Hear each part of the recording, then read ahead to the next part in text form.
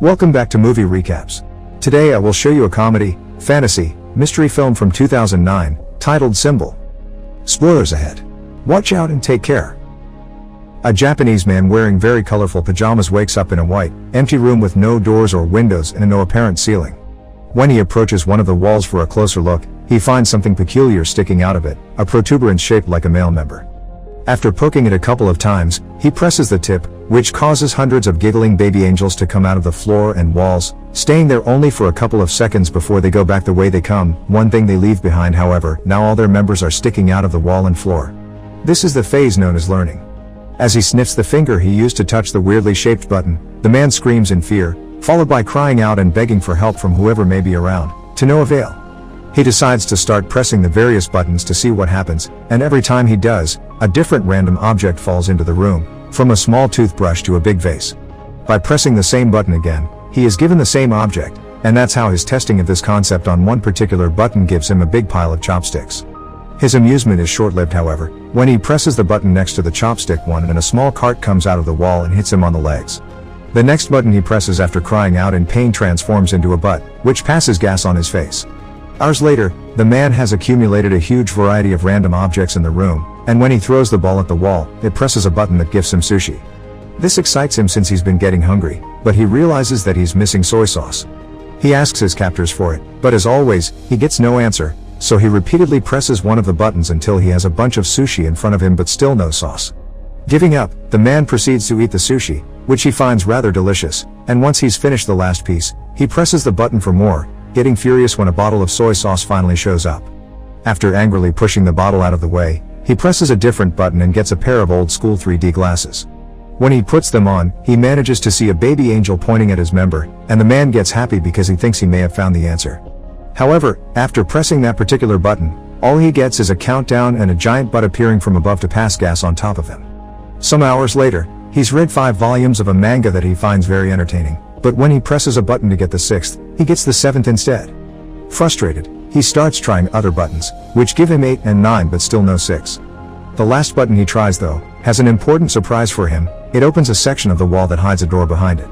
The man celebrates this discovery, but in his excitement, he loses track of which button is the one that opens the exit. He tries one at random and shockingly sees an African tribesman run from wall to wall. The next one makes water fall on his head. The third one turns out to be the one he needs, and as soon as the wall opens, he runs to it, only to see it close on his face. His second try ends the same way, and it's then he realizes that the door stays open as long as the member tip is down, so he starts trying out different ways to achieve it. First, he goes for a runner position, pressing it with his foot. Next, he hits it with a fly swatter from as far as possible, hoping the distance will make a difference in his running time. None of these work, and neither do pulling it with a jumping rope or hitting it with the air sent by a fan. His following plan is to get on the cart and push it after pressing the button, but after a few tries, he comes to accept he simply can't control it. What he needs to do is find a way to keep the button tip down.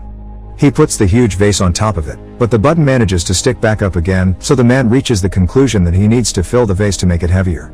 First, he tries the water button, but it's pointless. No matter how hard he tries to redirect the water, it only falls on him and nowhere else. His next attempt involves filling the vase with sushi, but it becomes so heavy he can't even pick it up. The neck of the vase is also too narrow for his hand to go through, so the man has no other choice but to use chopsticks and remove a bunch of sushi piece by piece. Moments later, once he's removed enough, he manages to barely pick up the vase, so he does exactly that and takes it closer to the buttons. When he gets there, he finds himself having to put down the vase on the floor because he has lost which button it was again, and when he tries one, the African tribesman comes out and accidentally bumps into the base, causing it to crack and break in half. This sends the man over the edge, who, as he freaks out and yells non-stop, finds the right button and begins covering it with sushi. This, of course, doesn't work either, and the little member pops up among the rice. Then the man tries covering the button with tape, followed by tape plus a steel plate, but nothing works. After taking some painkillers to deal with the pain caused by the door every time it hits him on his back and a nap as well, the man wants to wash his teeth, so he presses a button to get water. It was the wrong button though, and this one reveals a rope falling from the ceiling. This instantly improves his mood because it gives him an idea for a new plan. He opens the door, then uses the rope to swing himself across the room and make it before the door closes. Sadly, when he tries to open the door behind the fake wall, he discovers it's locked. He returns to the room just in time before the door closes, although it manages to hit him on his way out anyway, and in frustration, he kicks the wall, activating one of the buttons and revealing the key floating in the middle of the room. Like it happens with the door though, it goes away when the button perks out again, so the man must find a way to keep both the key in the room and the door open. First, however, he needs to find the button again, because he got distracted and lost it. By observing more or less where his foot would have landed when he kicked the wall, he chooses a button only to get a dog coming out of the wall to bark at him. The same happens with the next button, but luckily, the third try is successful. While keeping his eyes and a pointing hand at the button, the man walks backward and grabs a piece of sushi fish that he takes back to the wall to mark the right button with. When he presses it, however, the dog comes out again. This time he finds the button faster and proceeds with his plan. He makes the rope appear and swings on it to reach the different buttons, but it is still enough. As he falls to the floor, he sees a plunger he had gotten from one of the many buttons, and gets an idea on how to solve his little issue. He can use the plunger to touch the wall and push himself farther. After one failed attempt, the plan goes smoothly, and the combination of swinging on the rope and pushing himself with the plunger allows him to press the button key, grab the key, press the door button, and reach the door before it closes. He wastes no time and inserts the key in the lock, quickly turning it, but when he tries to open the door, he finds a nasty surprise. It also has a separate lock on the top that requires 3 numbers to open it. The man rushes out, getting hit by the door as it closes, and in frustration, he throws the plunger at the opposite wall, activating the button that releases the African tribesman. As he watches him walk by, he realizes something. There are 3 numbers painted on his forehead, which must be the combination he needs. Since the time behind the door is limited, the man goes through the process of doing the whole swinging on the rope and jumping deal 3 times, 1 for each number to be put in. The 3rd time, he stays there and opens the door, which is a bit stuck and he has to push extra hard to open it. When he finally manages to do so, the piece of wall behind him closes, leaving him trapped and without enough room to finish opening the door. Devastated, the man sits on the floor and starts crying, remembering all the fun he had with the objects he had gotten from the buttons. He had been locked there too, but at least he had room to move and entertainment, and now he realizes he didn't appreciate what he had while he could. Suddenly, he feels a breeze on his face coming from the left wall. As soon as he touches it, he finds a crack that indicates it's a fake. He wastes no time and pushes the panel open before running out of there, soon reaching a mysterious hallway floating in a pitch-black area. It feels like he spends an eternity running towards an exit, and when he finally makes it to a room, his hair is longer and the colors of his pajama have faded. This room is also empty and the door he uses closes as soon as he enters, but instead of baby angels, here there are adult ones, who also disappear into the wall and only leave out their members to be used as buttons. This is the phase known as practice. Meanwhile, in a city in Mexico, little Antonio's family is worried because the father, a wrestler known as Escargot Man, is behaving more taciturnly than usual. His wife thinks it may be because this next opponent is much younger than him, but the grandfather points out that what matters is experience, not youth. Escargot Man is picked up by his daughter's sister Karen on her truck and she drives him to the wrestling ring so he can start getting ready early, which includes changing clothes and praying to the Virgin. At school, Antonio is being bullied by his classmates for betting on Escargot Man, calling him a weak loser. As the time for the match to start approaches, Sister Karen takes her van again and picks up Antonio and their grandfather to take them to see Escargot Man in action.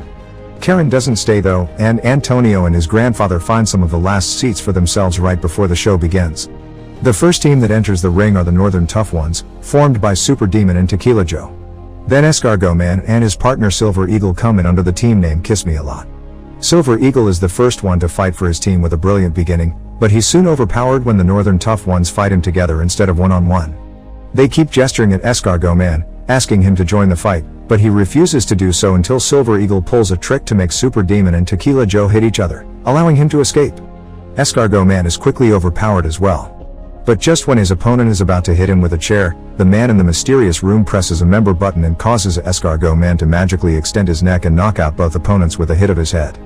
In the room, nothing happens, which calls the man's attention, so he keeps pressing the same button, causing Escargot Man to knock out Silver Eagle, the referee, Antonio, and even the bell. Seeing no results, the man starts trying out different buttons. One causes the singer of a metal band to breathe fire above his audience during a concert in Los Angeles. The other makes a Russian magician fail his trick when he tries to make his assistant disappear, and the third one makes a man in China bark at his own dogs. The man is about to give up when he sees some light coming from above and notices that unlike the last room, here there is no ceiling and he can see the angels flying around in the distance.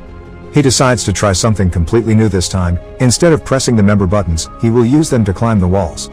It works, and every time he grabs a button with his hands or steps on them with his feet, something amazing on earth happens, from flowers blossoming to an elephant dying.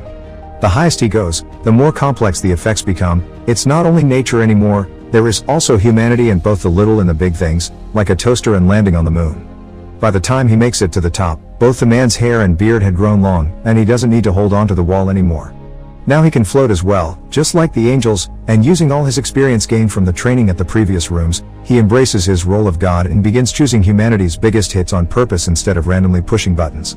By the time he's done, he's surrounded by feathers instead of walls, and he enters a glowing portal that takes him to the last room. This one has the continents on its walls and a huge member button that the man is about to press. This is the phase known as future. Make sure to subscribe and turn on notifications so you can watch more videos like this. Thanks for watching.